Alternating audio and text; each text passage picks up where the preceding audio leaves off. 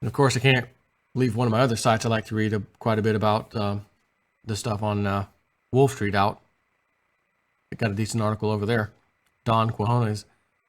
The European Central Bank, or ECB, morphs into the mother of all bad banks. Quick look surprised. Quantitative easing, more quantitative easing, bond buybacks, corporate bond buyback. I mean, they're out of control, and that's exactly what he's about to talk about. And like I always say, wouldn't you like to have some kind of company where you don't have to have a company. You'll print your own, Joe Blow bonds, and then, the ECB is going to buy them from me. So I'll get the money, and they'll hold on to my bond. Oh, wait, you're not a bank. You're not one of our elite club members, corporations. You don't count. Yeah, but I've got to pay that, right? Taxpayers, correct. You're going to pay it, you schmuck. But you're not part of the club. So get back in line, shut your face, and do what we tell you to do. And don't complain when your standard of living is absolutely trampled upon. And we then give free money, housing, everything else to quote unquote refugees. As part of its QE operations, quantitative easing, the ECB continues to pour billions of freshly created euros each month into corporate bonds, and sometimes when it buys bonds via private placements directly into some of Europe's biggest corporations and the European subsidiaries of non-European transnationals, its total corporate bond purchases recently passed the 100 billion threshold. That's 100 billion euros threshold. And it's growing at a rate of roughly 7 billion per month. And it's in the process of becoming the biggest, quote unquote, bad bank. When the ECB first embarked on its corporate bond buying scheme back in March 2016, it stated that it would buy only investment grade rated debt. Wait till I show you this chart in a second. We're only going to buy investment grade rated debt. And we are not going to do any bailouts anymore. We will only do bail-ins. And if you wonder where this is going to end, what I'm about to show you, how this is about to end, this chart, I'm going to give you a hint. They promised not to do QE.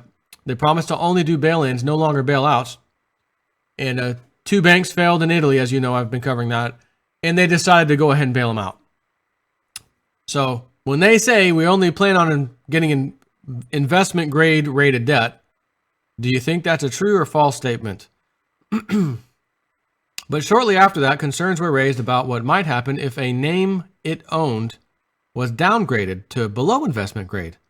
A few months later, a representative of the bank put such fears to rest by announcing that it is not required to sell its holdings in the event of a downgrade to junk, raising the prospect of it holding so-called fallen angels. Now 16 months into the program, it turns out that the ECB has bought into 981 different corporate bond issuances, of which 34 are currently rated BB+, so non-investment grade or junk. And 208 of the issuances are non-rated, meaning there's no rating at all. So in total, a quarter of the bond issuances it purchased are either junk or not rated.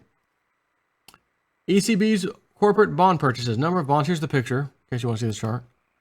Number of bond issuances purchased by ratings.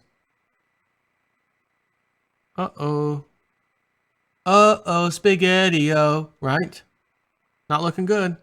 That's okay. We'll just keep buying more. So the ECB initially said it would only buy bonds that are rated in rated investment grade, thus having a quarter of the bonds on its books either junk or not related or not rated represents a major violation of that promise. The ECB is clearly loading up on risk and possibly bad credit that Mario Draghi's successor is going to have to eat at some point further down the road. Already home to hundreds of billions of euros worth of artificially low-yielding peripheral sovereign bonds, the ECB is becoming a dumping ground for risky corporate debt that is paying super low yields. Under Draghi's tutelage of the ECB has morphed into the world's biggest bad bank with over 4.23 trillion euros in quote-unquote assets, including assets being marked as junk bonds. They don't call those junk then. Now they're assets. But includes, speaking of junk, toxic Greek sovereign debt, dubious other periphery sovereign debt, 242 junk-related or non-rated corporate bonds, 149 negative yielding bonds. The main reason those bonds bear negative yields is Draghi's massive multi-year bond buying binge. It is difficult to know which companies are benefiting the most. The ECB has refused to reveal details, divulging only the International Securities Identification Number of the bonds, but not the amounts. Now you kind of starting to see why Janet Yellen and the central banks out there, we do not want an audit. Don't audit us. It's not going to be good. Just stop with that. Don't audit. We don't want an audit. Don't audit. Please don't audit.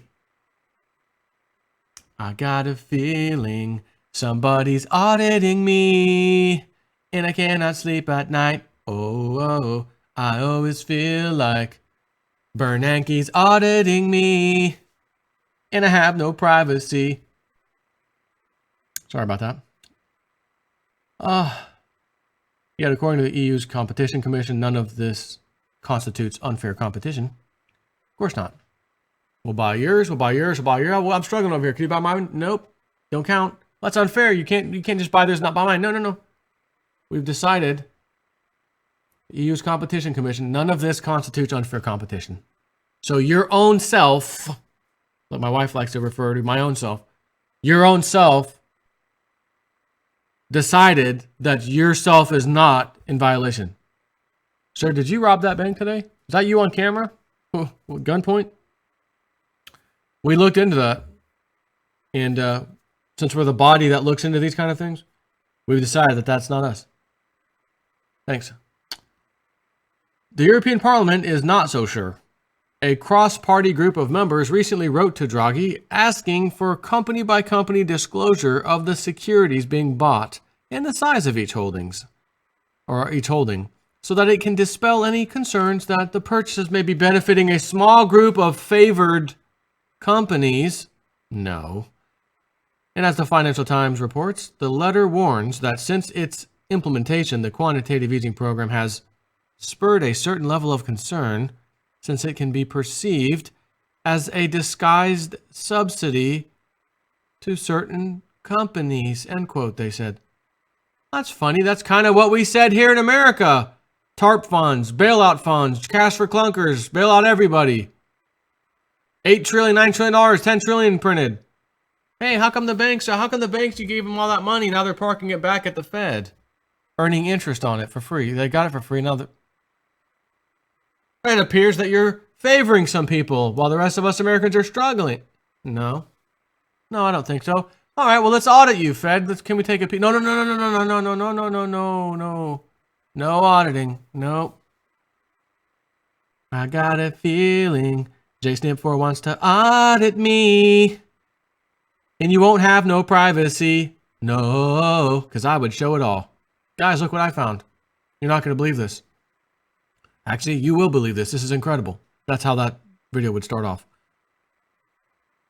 It's not just the opacity, arbitrariness, or the potential for conflicts of interest that are worrisome about the ECB's quantitative easing program. So, too, is the level of dependence it has spawned among national governments and corporations for virtually free money.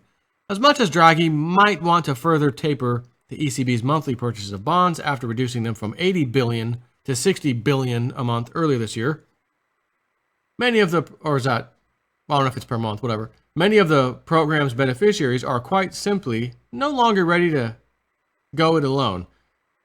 Draghi's home country of Italy, speaking of Italy, in particular, cannot afford the higher interest rates that would result from reduced bond purchases. Higher rates would bankrupt the country. In that respect, Italians see Draghi as their guardian angel at the ECB. Send me an angel. Oh, send me an angel.